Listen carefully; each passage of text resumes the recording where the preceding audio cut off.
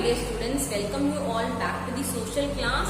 We are dealing with the political party chapter and we saw about the challenges of political party in the previous class. Now we are going to see the reforms, how a political party can be reformed, what are the methods that can be adapted. So what are the legal methods that are there and what are the suggestions that are there for the reformation of the political parties. This is what we are going to see.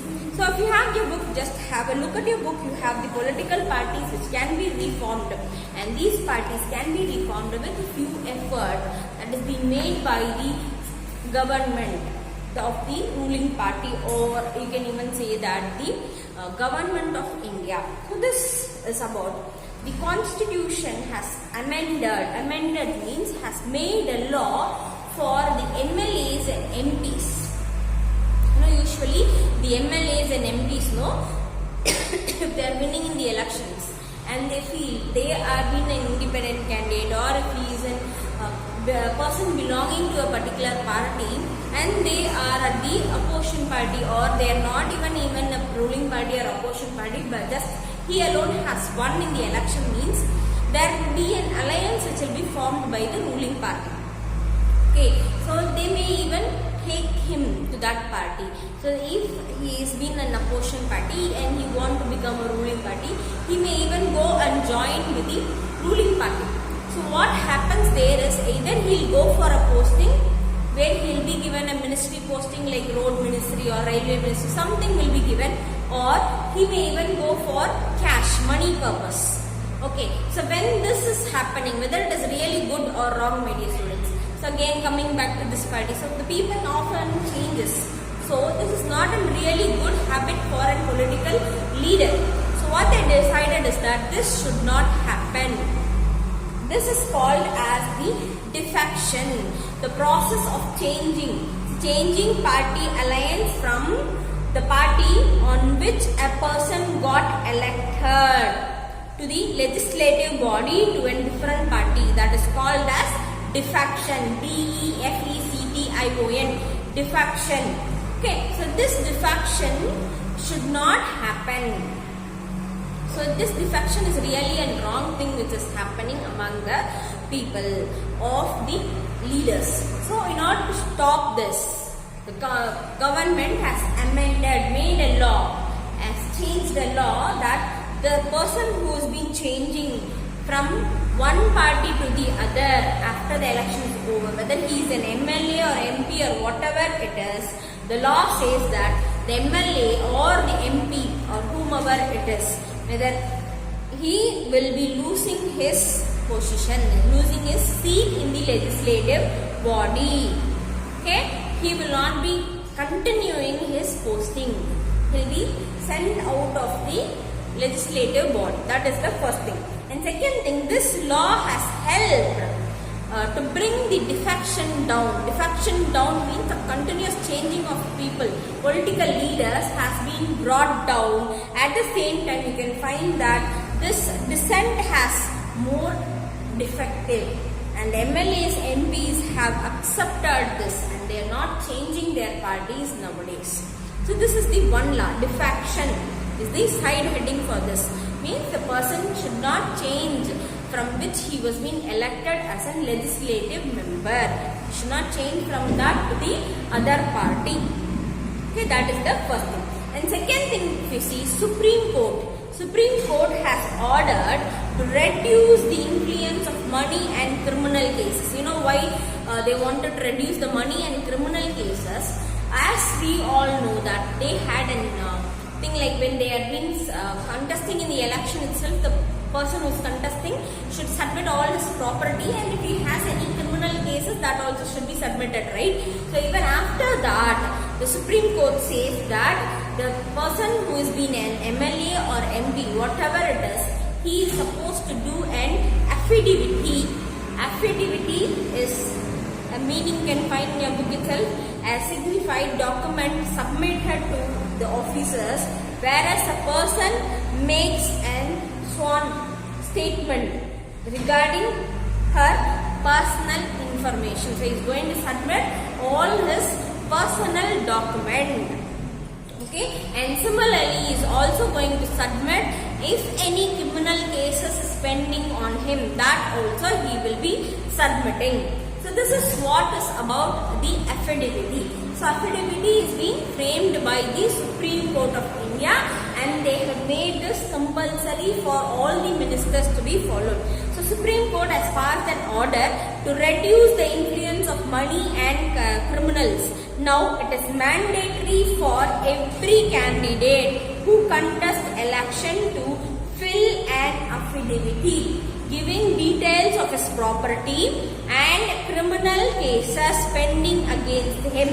So what happens is that this system has got lot of informations. You know what, for the public users they've got these information, but the only drawback behind this is it's not being checked by anyone. Just a document which is being got from the candidate and it has been kept separately. That is not even checked. So that is the biggest drawback behind this law. And third thing, if you see, Election Commission has made it. So Election Commission has passed an order to make it necessary for the political parties to hold organized elections in them, in the internal aspects, and it also recommended, has also said them to have an income tax file which has to be maintained by them, and this income tax file is being maintained by everyone when they have been organizing their own meetings. But similarly here also it is just a document which is being maintained for the purpose of submission.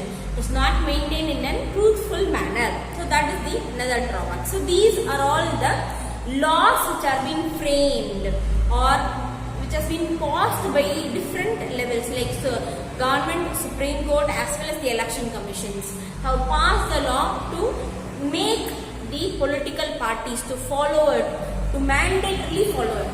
Okay, so that is the thing. And few other suggestions are there in order to reform the political parties. Come, let us see what are the suggestions that are there for the reformation of the political parties. So when we get into the first thing is about the lack which happened. The challenges is the first thing, no, lack of internal democracy. Here they say that law should be made regulating the internal affairs of the political party. That is, the internal election should be held regularly, and the party should have an compulsory maintenance of a register of its members, and those members should follow the constituencies of their party. Okay, and if they are having any internal problems of their own, they should have an judge in case of judgment to have a case where they should have an open elections so that there won't be any problem or a division of that party will not be existing. So when open election is held, each one may nominate something or each one may wish to do one thing. So that may come out. So majority may come out. So that is the first thing which they say. Second thing, it should be mandatory for the political party to give minimum number of tickets for their followers. And similarly, 1/3 of the reservations for the women's quotas. Women quota should be there, and separately women quota should exist in the area of decision making. So this is also very compulsory. So once this has been there, where you can even sort out the problems of the women's and their own problems. I mean, even women can be uplifted in the society. So for that purpose they are asking. And the next thing, if you see, they should have fund from the elections. So the election commission should fund the political parties. Okay, they are saying the funding can be done in different ways, like it can support them by providing petrols, by providing them papers for typing pamphlets, telephone bills can be paid, or even they say that the support given to them may be in the form of a cash also. So when they give in the form of a cash, that should be based on the previous year election vote, how much they have got.